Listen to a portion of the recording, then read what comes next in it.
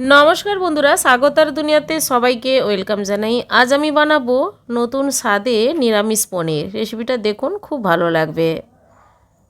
সবার প্রথমে 250 গ্রাম পনির ছোট ছোট পিস করে কেটে নিয়েছি।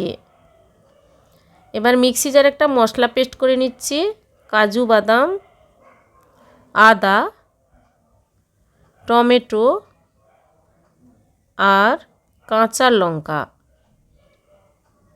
অল্প জল দিয়ে পেস্টটা করে নেব। মশলাটা পেস্ট হয়ে গেছে। এবার গ্যাস অন করে কড়াইর মধ্যে রিফাইন তেল দিয়ে পনিরগুলো অল্প ভেজে তুলে নেব। এই পনিরের রেসিপিটা কিন্তু ভাত, রুটি, পরোটা কিংবা যে কোনো অনুষ্ঠান বাড়িতেও এভাবে পনির রান্না করবেন, দারুণ স্বাদ হবে। পনিরগুলো এক পিঠ হয়ে গেলে আরেক পিঠ উল্টে অল্প ভেজে তুলে নেব। বেশি কড়া করে পনির ভাজলে পনিরের স্বাদটা থাকে না। আর সবগুলো ভেজে তুলে নিয়েছি। এবার ওই কড়াইতে রিফাইন তেলে দিয়ে দেব লবঙ্গ, দারচিনি, ছোট এলাচ আর দুটো শুকনো লঙ্কা, দুটো তেজপাতা দিয়ে দেব মিক্সিতে পেস্ট করে নেওয়া মশলা। গ্যাসের ফ্লেমটা লো রেখে মশলাটা কিন্তু মিনিট 2 টাইম দিয়ে কষিয়ে নেব। সামান্য পরিমাণ হলুদ গুঁড়ো দিলাম, আপনারা চাইলে হলুদ নাও দিতে পারেন। অল্প মিষ্টি হবে, নিরামিষ পনির স্বাদ ভালো লাগবে, তাই হাফ টেবিল স্পুন চিনি আর হাফ টেবিল স্পুন কাশ্মীরি লঙ্কার গুঁড়ো দিলাম কালারটা ভালো আসার জন্য। মশলাগুলো কষতে কষতে দেখবেন যে আস্তে আস্তে করে তেল ছাড়তে শুরু করেছে। তারপর দিয়ে দিতে হবে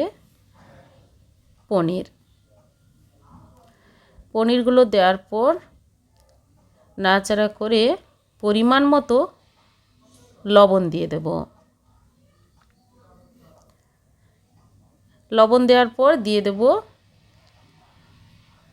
দুধ, পাউডার মিল্ক। আমি একটা ছোট বাটির মধ্যে উষ্ণ গরম জলে মিশিয়ে দিয়ে দেব। যেহেতু নিরামিষ পনির বানাচ্ছি তাই আমি পাউডার মিল্ক দিয়ে রান্নাটা করছি। এবার গ্যাসের ফ্লেম মিডিয়াম করে মিনিট 4 ফুটতে দেব।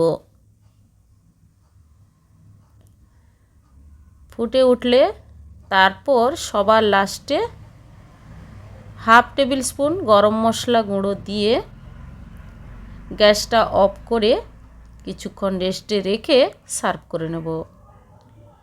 বন্ধুরা, এইভাবে নিরামিষ পনির খুব সহজ পদ্ধতিতে অল্প সময়ে একবার বানিয়ে ট্রাই করে দেখুন, খুব ভালো লাগবে।